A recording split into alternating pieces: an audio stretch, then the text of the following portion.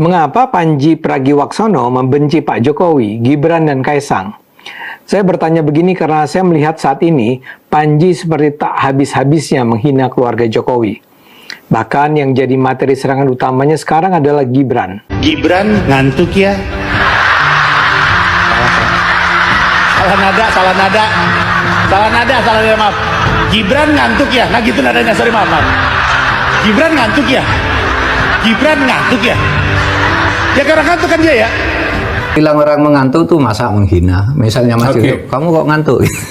Apa-apa orang ngantuk biasa. Kita bisa mengatakan begitu Pak, tapi kalau aparat hukumnya mengatakan masuk kategori menghina. Tapi kalau itu dianggap menghina, khusus untuk kasus Panji Pragiwaksono ini tidak bisa dihukum. Panji tenang, Anda tidak akan dihukum. Tidak akan dihukum Mas Panji, tenang. Nanti saya yang bela. Kalau dibawa ke jalur hukum dari awal saya udah bilang nggak perlu, dan nggak perlu juga Mahfud MD bilang saya bela. Untuk apa bela? Orang memang nggak ada delik hukumnya, ya kan? Karena delik hukumnya nggak usah jadi pahlawan kesiangan juga bilang saya mau bela. Tenang, nggak perlu lah. Pak Mahfud posisinya bagaimana? Betul ingin mengatakan ingin membela Panji? Dan saya sudah membela dengan kemarin katakan dengan pernyataan kemarin itu suatu membela. Sekarang saya membela lagi gitu. Itu maksudnya bukan sebagai pembela di pengadilan dan segala macam. Bisa bukan. Kalau itu harus pengacara. Pembelaan itu kan bisa diberikan dari sekarang aja saya sudah bilang itu legal standingnya nggak ada tuh. Yang anak mengatakan angkatan muda dan sebagainya itu. Kan nggak gitu juga kali mau bikin orang lain, orang yang nggak suka dengan Prabowo seneng, nggak gitu juga gitu. Kalau sekedar untuk rating ya bicara begitu menurut saya itu kampungan. Panji bertanggung jawab. Menurut saya dia nggak gentle, dia kabur. Iya, kalau orang Jawa bilang, kalau kabur asumsi Bu. Iya, kalau orang Jawa bilang Panji itu tinggal gelanggang colong pelayu, tidak bertanggung jawab dengan omongannya. Begitu ngomong orang heboh dia kabur. Nggak gentle. Itu menurut keyakinan Ibu Irma Suryani ya. Kalau gitu apa saran Pak Mahfud terhadap Panji? Mungkin saat ini ada di New York menyaksikan tayangan kita. Tenang-tenang aja, ketawain aja gitu. Insya Allah enggak lah. Karena kalau sampai itu terjadi ya tragedi dong. Lalu mau hukum apa ke depan kita ini? Orang bergurau aja enggak boleh. Di semua tayangan itu kelihatan sekali dia benci dengan keluarga Jokowi, terutama Gibran. Ejekan dia terhadap Gibran itu luar biasa membagongkan. Berharap sama siapa? Polisi kita membunuh, tentara kita berpolitik, presiden kita mau maafin koruptor, wakil presiden kita Gibran. Terima kasih semua, selamat malam. Menurut saya mungkin the best wakil presiden yang ada saat dalam sejarah kita nih. Bandingin sama siapa? Wakil Presiden Bung Karno ada Muhammad Hatta, Pak Harto wakil presidennya Sultan Hamengkubuwono, Habibie wakil presidennya ada Malik, SBY wakil presidennya Yusuf Kala mengambil alih masalah-masalah ekonomi, dan SBY anggap dia percaya tuh. Karena misalnya bayangin wakil presiden Prabowo adalah Gibran. Jauh betul jarak konseptual dia tuh. Saya kritik itu, walaupun saya berteman dengan Pak Prabowo, tapi saya masih kritik keadaan semacam itu. Dengerin, masih ingat lapor Mas Wapres? Ini orang belum beberapa bulan terpilih langsung bikin program. Lapor ke saya masalahmu. Wakil Presiden rasa customer service.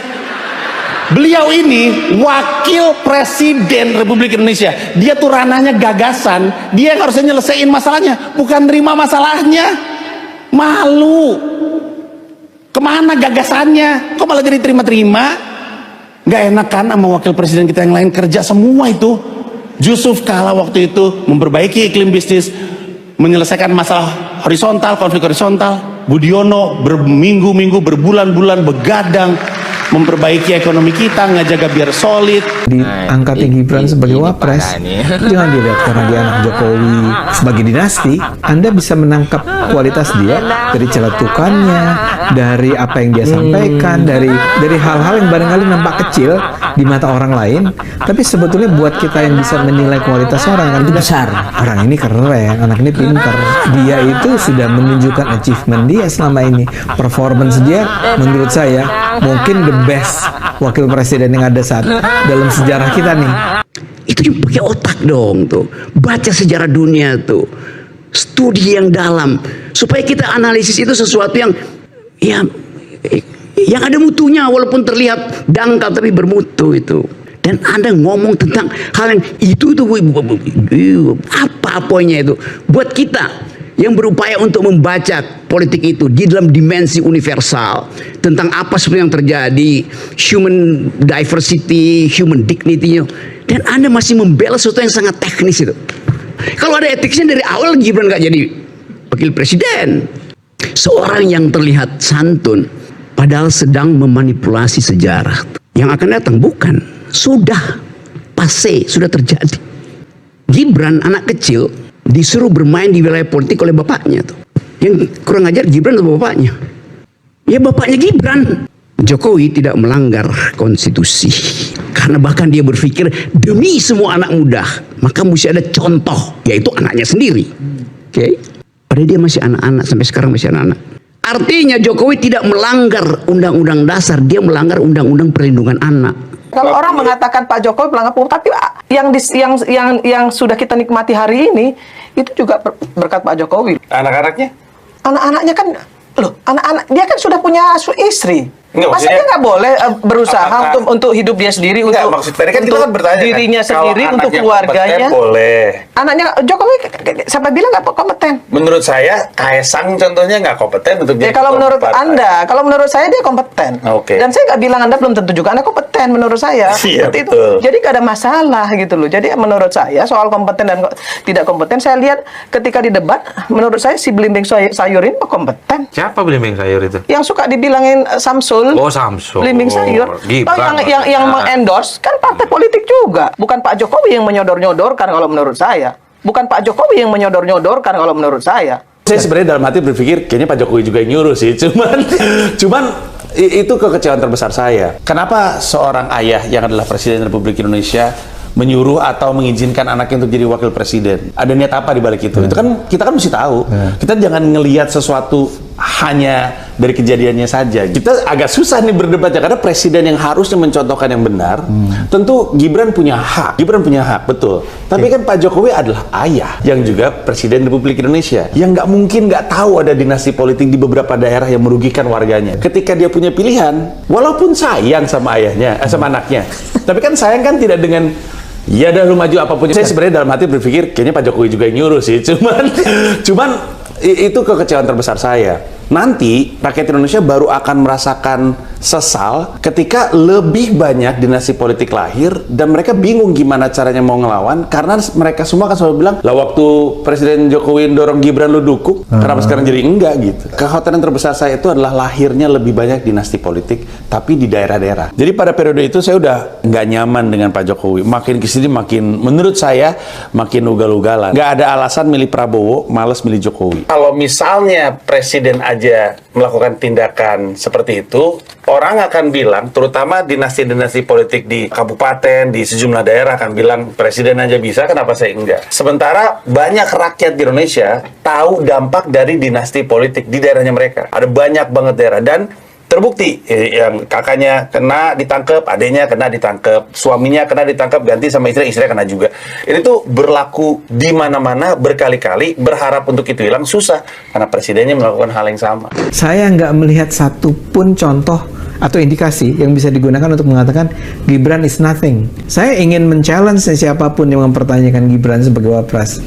Kasih contoh bahwa dia itu nggak perform. Di mana contohnya?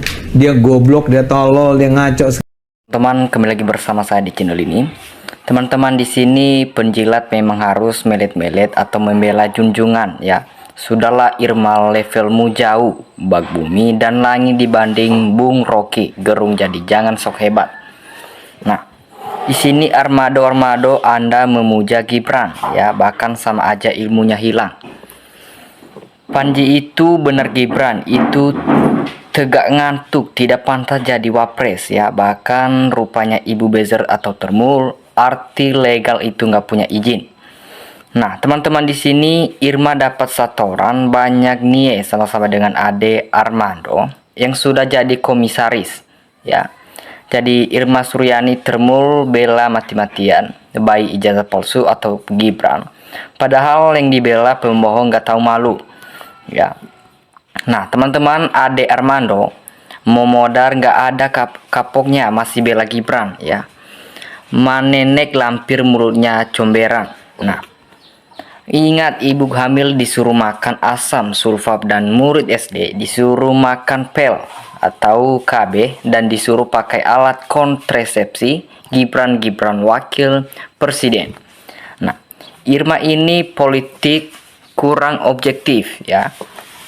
Melihat fakta apa seperti itu sebagai wakil rakyat ya. Nah, si ada Armando bilang wakil terbisik mata dan telinganya sudah rusak ya. Termu rata-rata super dungu. Nah, sudah jelas pelanggarannya banyak dan merugikan negara, merusak demokrasi, masih juga dibela. Nah, teman-teman di sini Irma dan Armando otaknya koplak, yang dipikir cuman pendapatan aja, nggak mikir Gibran baru terjun politik dan anak belum berpengalaman atau suruh ngurus negara sebesar ini. Nah, Bu Irma sungguh Pak Mahfud pahlawan kesiangan, Ibu anggota DPR yang terhormat.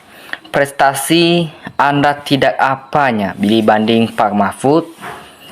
Pak Mahfud pernah jadi Menhan, Ketua MK, Menko Polhukum, semuanya itu karena prestasi, bukan dengan uang jabatan itu. Ibu itu mewakili siapa? Nah, Irma tidak bisa menempatkan diri sebagai anggota dewan atau otak ade bangkal demi jabatan komisaris. Nah, teman-teman yang kampungan itu, iya ibu yang pakai kacamata yang bicaranya suka ngawur ya. Jilatan Irma atau ade rasa rendang. 19 juta lapangan pekerjaan jual bawal macan ya. Ade Armando anak Firaun, Irma Suryania mantun Firaun, sudah dibuktakan mata hati melihat dan juga kebenaran. Nah, Bu Irma ini seperti orang yang paling benar dari politikus seluruh Indonesia, turun Bu jadi anggota DPR, gantian sama orang-orang yang lebih muda ya. Jadi hidup Panji semoga semakin banyak Panji-Panji yang lain ya, muak mendengar politisi belagu. Nah, RG mah nggak level dengan Irma, Pak Bumi dan Langit. Irma nggak bakal sampai otaknya dengan omongan RG top RG. Nah, Pak Ade ini nggak pernah sekolah kah atau perut buncitnya sudah terlalu banyak nasi haram suapan Jokowi ya. Jadi Irma itu tahu banget ya tentang Jokowi. Apa Irma dulu babi si stresnya Gibran ya. Jadi dia tahu itu semuanya. Nah, teman-teman, jenis Ibu Irma ini akan mewakili rakyat udah memilih presiden kita. Itu kacau, orang ini selalu narasi sentimen di setiap tempat ya. Debat lagian ngapain juga kelas Irma itu diundang, argumennya ya sentimen semua. Nah, tidak punya otak orang dibilang anak Mulyono wakil terbaik dalam sejarahnya ya. Republik ini stres ya. Ibu Irma nggak tahu yang benar dalam kenyataan wapres. Bicaranya saja nggak becus dan menjawab pertanyaan sering nggak nyambung ya. Janji lapangan kerja nggak ternyata. Nah, 19 juta lapangan pekerjaan ya. Jadi itu di mana sekarang ya? Termul bukan hanya membela Jokowi, tapi membela uangnya. Tapi kalau uangnya sudah habis, ternaknya akan lari juga. Nah, sangat benar Gibran muka ngantuk tak layang menjadi wapres ya. Jadi teman-teman, itu nggak mungkin kalau Gibran nggak disodorkan sama bapaknya.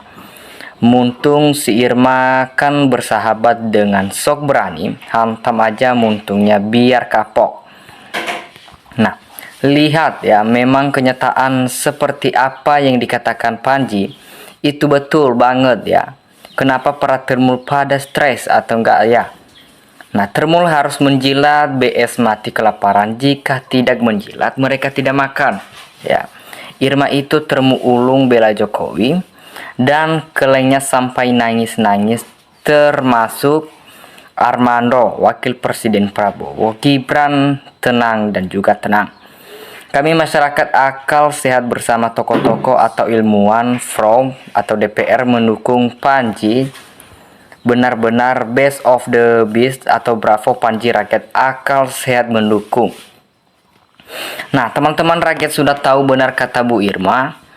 bahwa tahu benar kalau Jokowi banyak bohongnya, ya. Emang bohong paling mudah diucapkan. Emang ternaknya Mulyono udah pada sakit jiwa orang kayak gini. Kok dibela-belai, ya.